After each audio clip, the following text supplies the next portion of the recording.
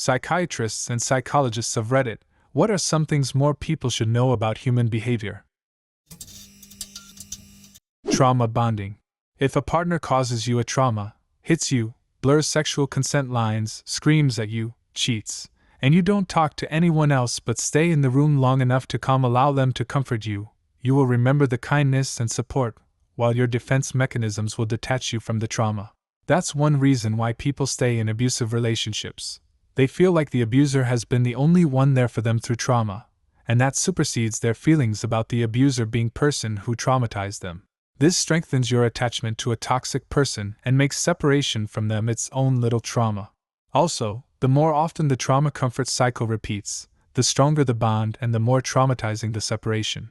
Just because someone comforts you after they've done something wrong doesn't mean you'll trauma bond to them. It's whether or not they accept your reaction or force you to stay that matters. Mortality salience. If you're, consciously or not, reminded that you're going to die one day before making a decision, you're more likely to pick the option that will grant you greater well-being. For example, when salient made aware of your mortality, you're more likely to donate to charity, make large purchases, make the most of an activity. Judges are more likely to convict criminals. Your world beliefs become hardened and people have a higher opinion of you from a social interaction. Therapy isn't something done to you. There seems to be this mistaken belief that if you show up, the therapist just says some magic words, you have a breakthrough, and you don't really have to work for it. I keep hearing from people who say, I went to therapy once, and it didn't do anything. Therapy is work you do yourself, and the therapist is a sort of consultant along the way. And it's not instant. People aren't attracted by what's right, they are attracted by what's familiar. If you think you have a shit magnet, look at your parents.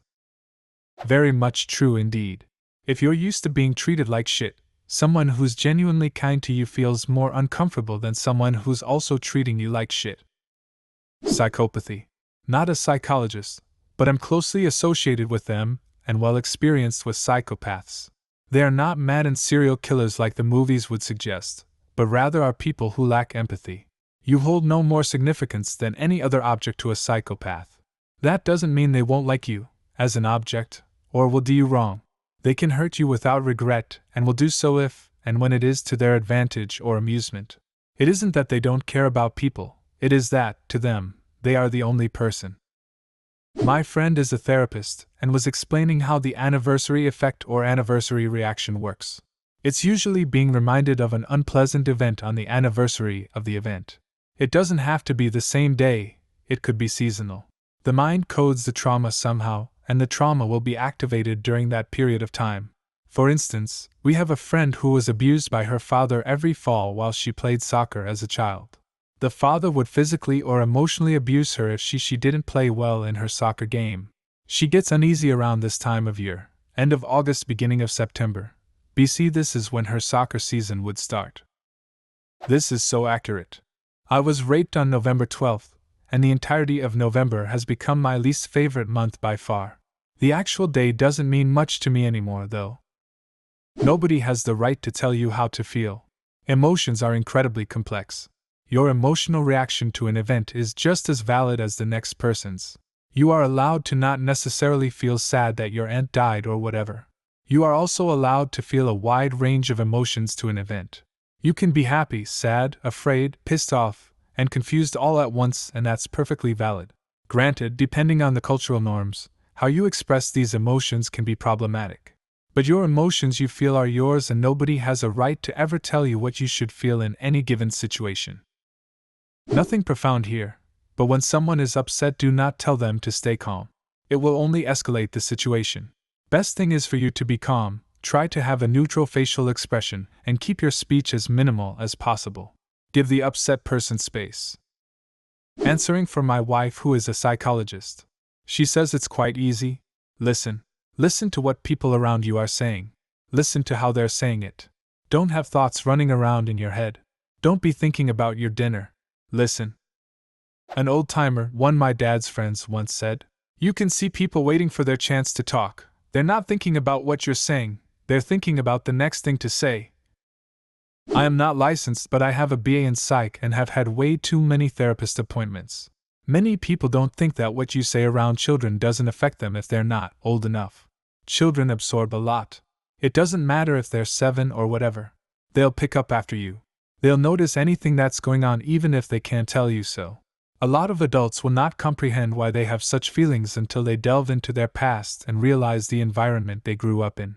When it comes to therapy, don't think it's a bad idea to shop around. It took me years to find a therapist that I felt I could actually open up to. Some are strictly textbook, some are off the grid, some just have charisma. You have to find who you can trust and be vulnerable to. One question to you. My brother, who is a year younger than me and grew up in the same exact environment, has never been anxious, paranoid like I am. Our personalities seem to be very different at times. Why could this be? I think I have a good hypothesis. Your upbringings weren't the same. They were very similar, but not the same. Maybe you had different personalities at birth. Maybe your parents treated you differently because of personality or birth order or favoritism or whatever. You had different classes in school and different peers. You had different experiences outside the home, and even when you had the same experiences, you experienced them differently. The spotlight effect. Basically, we all think that people pay way more attention to us than they really do, and we think that the spotlight is on us in social situations more than it really is. If you do something embarrassing and you think, "Oh my God, everyone saw that," it's likely that nobody saw that and you're fine. Everybody does this, and it applies to more situations. People need and want to be validated. Don't suggest what they should do unless asked. If you just validate emotion, I can understand why you are angry because X, they will move through the emotion much faster than if they don't feel heard. Validation doesn't equal agreement. It means, I hear you. That a lack of bonding and attachment in infancy and childhood, especially before age 3, due to neglect, abuse, etc., changes the way the brain develops and can be labeled as disorders that present in behaviors such as having no boundaries or discrimination of who the child interacts with, aggression, inability to emote or empathize with others, hyperactivity, etc. Bonding and love are essential to human development, and when that's absent, it can be observed in very young children, and in adults if one knows what to look for. Especially true when there is horrific abuse in place of bonding behaviors, picking up and holding a baby, speaking softly to it, and spending time physically and verbally creating a connection. This can also inhibit memory recall and intellectual functioning. Also can occur when there is forced and traumatic separation of positive caregivers suddenly. Think American immigration right now. That alone can be causing irreversible harm to generations of families. Because the brain of human beings is wired to bond and be with others. Power makes you think more abstractly but also makes you see people as means to an end and lack perspective on other people's points of view. Having power makes you disregard rules, take action, and behave like yourself. It also makes you pay more attention to rewards and perceive positive cues, such as attraction, where there isn't any. If you've ever wondered why there are always a-hole bosses around, it's because their brain is on power, and it hasn't brought out their best qualities. It should also make you consider how having power affects your own behavior. That makes a lot of sense, but is there anything that allows people to maintain healthy self-awareness despite being in high positions of power? I think this happens when people, for example, get in a leader position, but sees it in a way that they thereby are given responsibility for the employees, and not power over them. I once heard a Taekwondo instructor who said, "We give our students the skills to kill people, but teach them not to." The same applies to leaders, I think. A good leader knows he/she have the power to absolutely destroy an employee, but his greatest task is to never use that power. Something I've discovered as a nurse during my time in the NICU. If someone is upset, either angry, sad, worried, whatever, telling them it's okay to feel that way calms them down way more than anything else you can say. Validate their feelings. Don't try to tell them how it could be worse. Never use the phrase, "at least," followed by anything. Tell them it's okay to feel whatever they're feeling. If I had to summarize the 3 most common things I teach my clients, they are simple, but have maximum impact. 1. Learn to calm your body down. This is best done by breathing deeply and slowly for a couple of minutes. Use this when you are stressed, angry, upset, but practice it liberally at other times. It will help you think more clearly, lower your blood pressure, and lead to a raft of other health benefits when done regularly. 2. Exercise regularly. This means 30 minutes a day of whatever you can manage, whether that is gym, running, walking, or yoga. There is masses of scientific evidence backing exercise as medicine, and is particularly useful for depression and other mental health conditions.